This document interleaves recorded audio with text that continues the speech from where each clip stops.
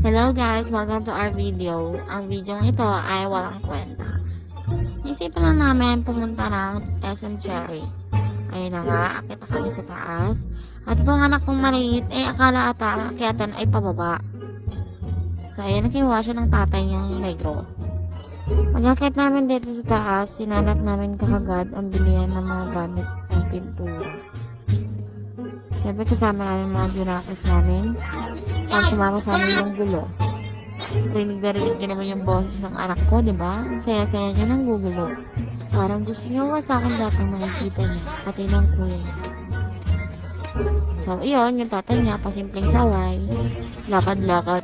Nabigo kaming mamili, kaya pumunta na lang kami sa palaruan ng bata. Ayan, ang tatay malungkot, nakabili ng kanyang gamit.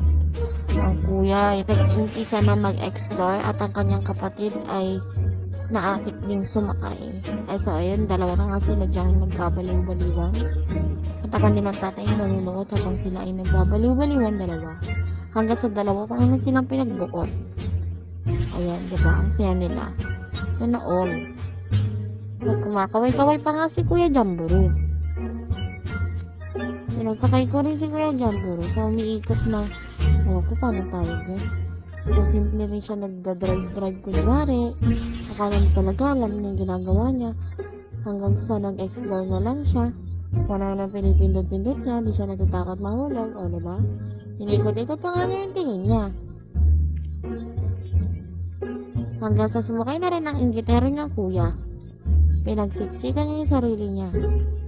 Kahit mahuhulog niya yung kapatid niya. May hagigay botchog. So, ayun na. Natapos na sila. At kinuha na ng kuya niya si Jamburo. Ay, ayun pa magaling ko asawa. Binibidyo na ko. Ganda-ganda sa akin. O, diba? Pak. At dinadaldalan ko nga siya sa gamit niya.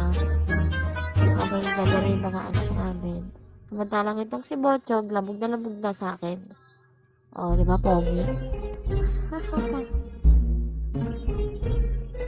Hanggang sa napagpasyahan ko, punta yung dalawang anak. Si Jamburo nawawala. So, habang hinahanap ko si Jamburo, ito magaling kong asawa naghahanap ng toket. Kaya halos siyang umubos.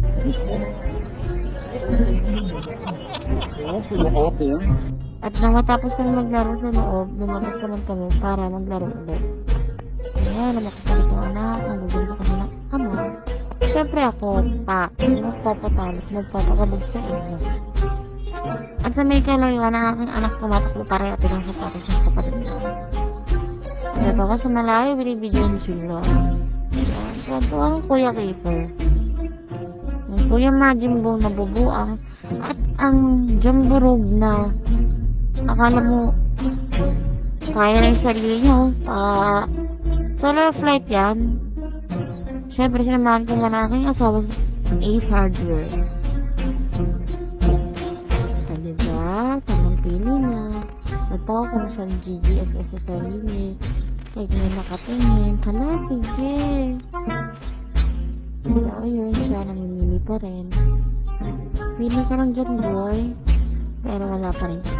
So, ayun, bumili lang kami sa Tiger Juice ng hotdog. Siyempre, ano bibili sa Tiger Juice? Siomai.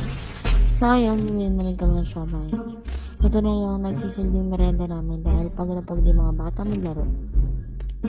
Siyempre, di ba patalo ang kuya? Si Majin Buu, Jamburo.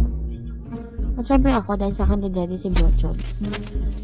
Yung tatay nila sabit lang talaga dahil dapat di naman na dapat kumain. Pero lutubo din. Kaya, sala-sala kami kumain. Sobrang tako na kami. Ang kuya nila, likot-likot. Pero matako din. Ayun o. Up. Sarap. Isa pa yan. Sarap talaga. Yung papa nila di na nakakain. Ang galing. Diba? Nafang lang na. Isa pa to. Kuya nilang matakaw din. Siyempre, kanina pa gumana. Kasi sa tatay nilang magaling. So, ayun. Nag-video-video muna ko sa sarili ko. DGSS puti. So, ayan. Diba? Parang tanga lang. So, ayan. Babay na si kuya ko. babay na rin si Jamboree. And, pati ang mag-ano ko, babay na din. So, ito lang yung video ko walang kwenta. Siyempre agad di ako pa. Bye!